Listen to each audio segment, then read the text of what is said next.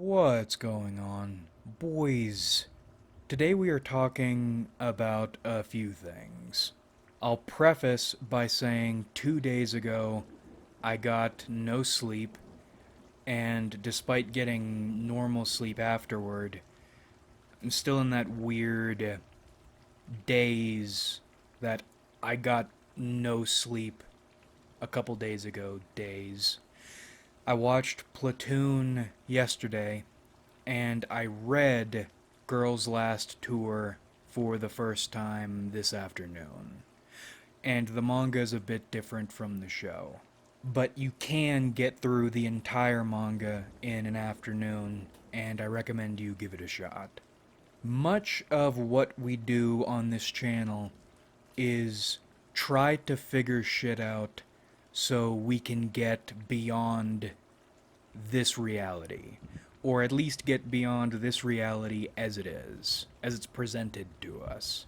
But this movie, Platoon, and this manga, Girl's Last Tour, got me thinking about enlightenment, deliverance, rapture, or being saved, whatever you want to call it. We're trying to escape by taking what's around us or what's already been done, trying to figure it out, and iterating on it or creating new stuff, new ideas based on synthesizing what we've learned.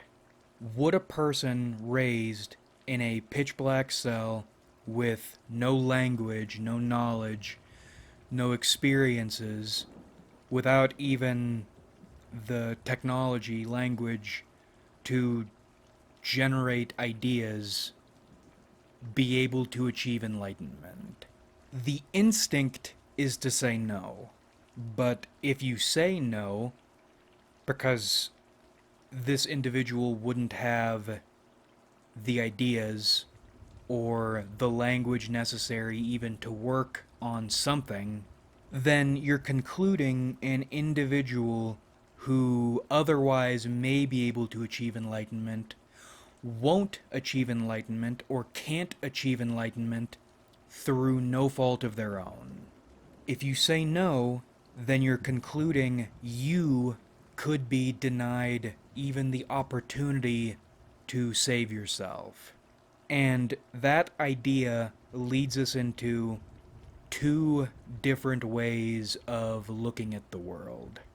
If that individual raised in a cell can achieve enlightenment, then that means enlightenment can be achieved without anything, without even language, not even numerals.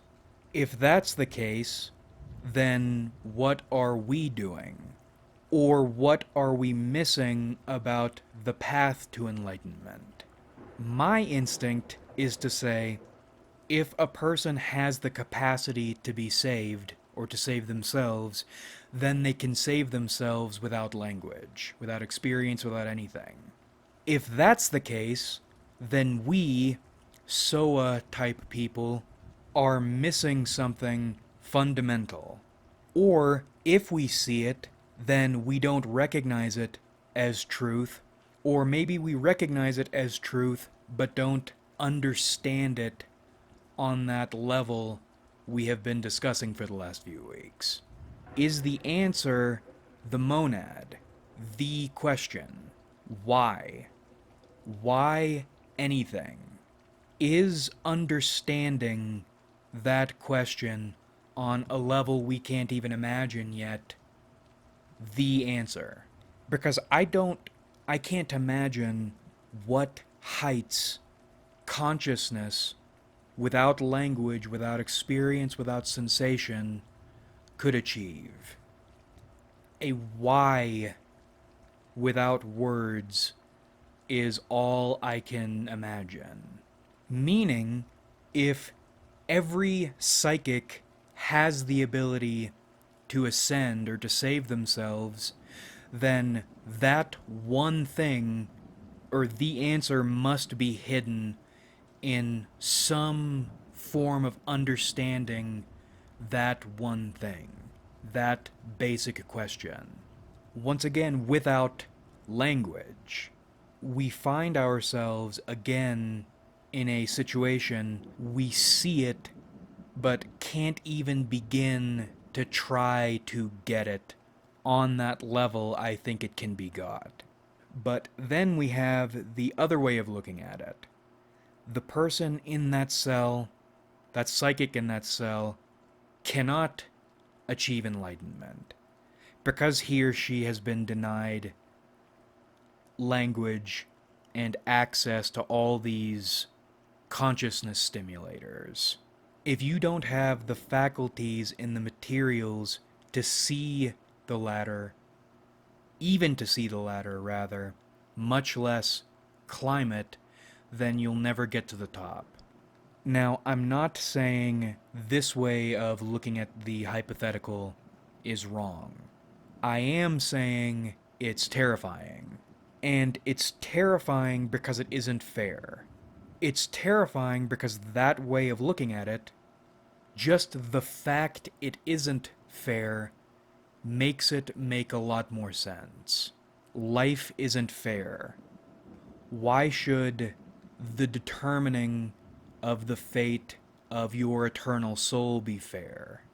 With this way of looking at things, you could very realistically have end up damned or currently be damned through no fault of your own. Your caveman ancestors probably didn't have enough knowledge access to be saved in this view. What's to say you have enough resources to be saved or to save yourself right now?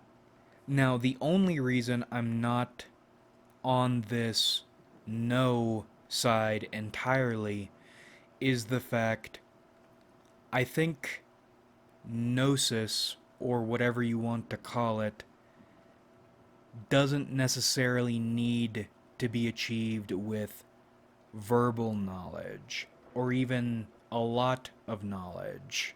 I think certain knowledge understood to a certain depth can save you, but maybe it couldn't. I don't know. And I mentioned a moment ago, how do you know you are part or an advanced part of an advanced species? In Girl's Last Tour, Chi and you are increasingly surrounded by things they can't even put into a frame of reference. Now, that deep of a dive doesn't happen that often, despite their being surrounded by futuristic high-tech shit. But it does happen a couple times, and it got me thinking. What if, hypothetically speaking, everything in our world isn't here by accident?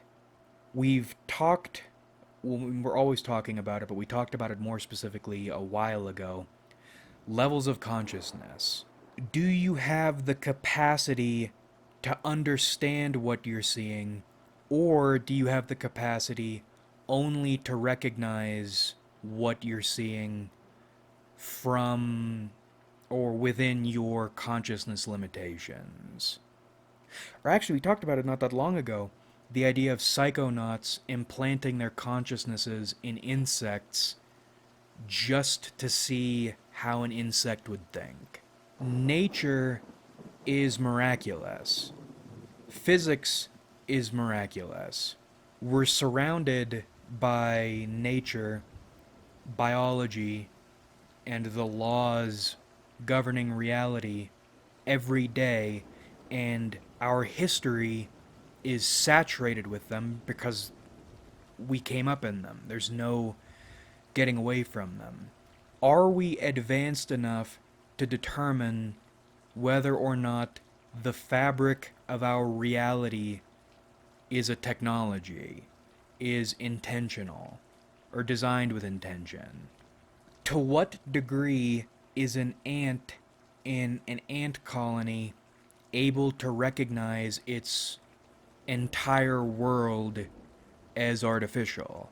This all to say, I think we are bacteria on another scale. And that's not a groundbreaking idea, but when your closest thing you have to faith is wound up together with one's ability to figure shit out, and maybe through no fault of your own, you can't, that concept becomes a lot more important. And that leads us into death. A while ago, we discussed what would be worse than an ultimate end, the denial of an ultimate end. And that was discussed in the manga. I mentioned before, during my scare, I was tense, I was shaking, but I wasn't scared. Whereas now, thinking about another situation like that, I am scared, I might be scared, would be scared. I'm scared of the idea of being scared, even though in that moment I wasn't. And I've been thinking about all that together a lot lately. At your level of consciousness, could you imagine living forever in some form without the ability to end everything? Eternity imprisoned in some reality sounds equally as horrifying as nothing or as oblivion. And oblivion is horrifying. That's my absolute least favorite Elder Scrolls game. And in Platoon, just before the Reckoning, Usagi discusses death, or death in a lifestyle context. Platoon would be a good anime. According to him, living in Vietnam is the best. Living, not living as in just being located there, but I mean living in Vietnam is the best. You can more or less live life to the fullest however you want, as long as you are killing people. And they're people you want to kill anyway. The only real issue is dying. And dying isn't something you're going to be able to worry about once it happens, so there's no issue. This is, for Bunny, paradise. And that got me thinking about death, because Sergeant Barnes asked me about death, what I know about death, and I don't know nothing about death. I think the fear of death, which is more potent than death, is the fear of two things. One, loss of stuff, loss of context, maybe, and fear of the unknown, absolute uncertainty that in no way can be answered, honestly, or measurably in ways we are contextualized or socialized to measure. You're going completely into the unknown. And people were saying the end of the Girls' Last Tour manga was way more depressing than the end of the Girls' Last Tour anime. And I totally disagree. The anime ends on a trying to be hopeful note that isn't, because that isn't what the story is leading to, and you end up feeling hollow because that hope is fake. The anime left me devastated because you're hoping for, again, you're hoping for a brighter day that isn't coming. The end of the manga does not do that.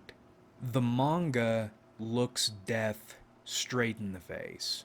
And looking at it from a not facing death versus facing death perspective, I can see why people think the manga is more depressing.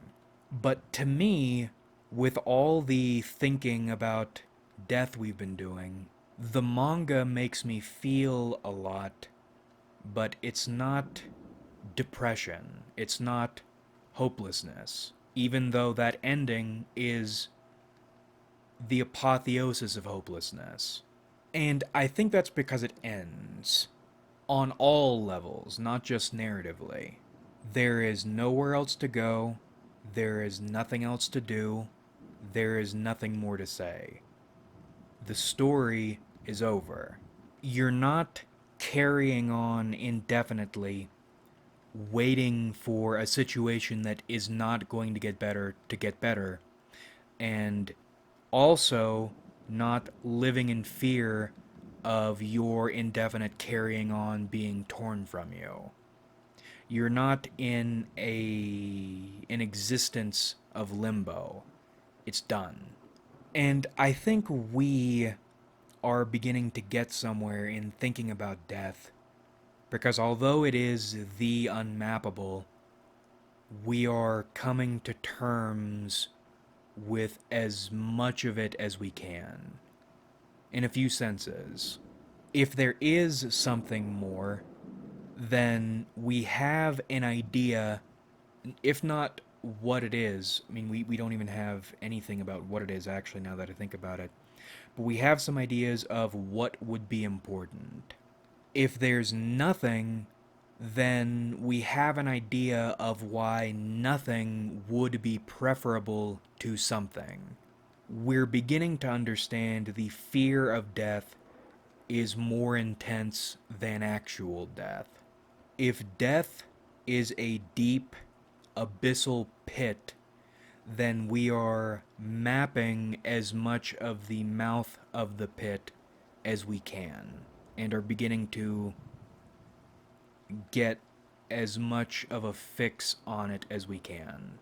That's the contending with the unknown part of fearing death. But then we have the other part, losing things, losing your context, losing your stuff, losing. This is yet another moment accepting your negative emotions, accepting your sadness, your misery, can help you and set you up for success instead of failure. Because what are you really going to lose? You eat Cheez-Its and spicy ramen every day. The only thing you're living for is the human asshole in conflict with itself. People are fundamentally bad. They treat each other poorly. They treat the things they can get away with treating much worse, so much worse. They disrespect the most marvelous technologies. Technologies so marvelous we don't even understand how marvelous they are. We don't appreciate how marvelous they are on incredible scales. You make the mistake of trying to have a real conversation with another human being, and they get viscerally angry and try to force you to see that the triangular prism goes in the square hole. Like, even on the dumb shit level you're operating on, that still isn't working the way it's supposed to work. The fabric of your reality incentivizes greed and exploitation. Reason doesn't matter. Learning shit doesn't matter. Asking questions doesn't matter. You get to feel maybe 2 hours of actual happiness per month, and they come on and go away with no warning, no consistency. 1 minute you're feeling happy, and you'll get 10 minutes of actual happiness in a day, and then it goes away for no reason. It came on for no reason, goes away for no reason. You're built to feel shitty most of the time, and when you are stupid enough to try to make yourself happy using the shit people say will make you happy, you end up feeling more miserable. Or maybe you do find something that makes you happy, miraculously, and one of three things happens. It's taken away from you, your stupid ass tries to milk it for all it's worth in terms of happiness, and then it stops making you happy. Or three, you don't milk it, and it makes you happy for a little while, and then it just stops making you happy. Again, for no reason. Like whatever happiness spirit was inhabiting that thing or that idea, that hobby, has decided it's sick of making you happy. You're never really going to achieve anything. And if you do, then you won't have achieved enough. They talk about spirals in Girls' Last Tour, which is an interesting idea. I don't know if it's true or not. One of my mentors said the spiral is one of the oldest recurring symbols in humanity. If that's not the case, then it might as well be, because spirals are everywhere, and they are spiritually important somehow. On the same level of the cross, that was the other one of the other really old symbols he talked about. Anyway, Girls' Last Tour, spirals, they talk about life being a spiral. You do this, you do A, you do B, you do C, you do D, and then you go back to A. Except in this Girls' Last Tour concept, spirals, they're going up this spiraling platform thing. You're doing the same shit while ascending. Versus looking at it from the time is a flat circle perspective. It's not a spiral, it's a circle. You'll be doing or are doing the exact same things over and over forever, unless you are lucky enough to get oblivion. Everything you do is circular.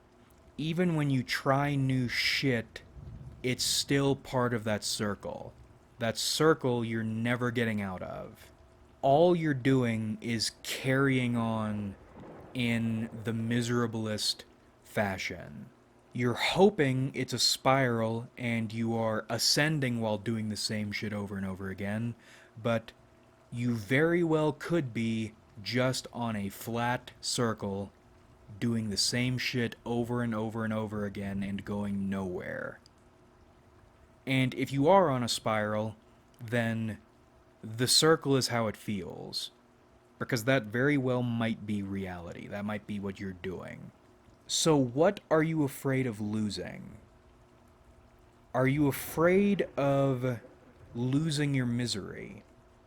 Are you afraid of losing your powerlessness? Are you afraid of losing the repetition?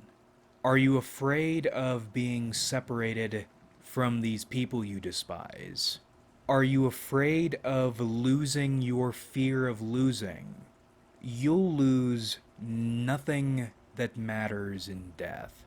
If anything, you'll be liberated from this life, quotes, you're afraid of losing.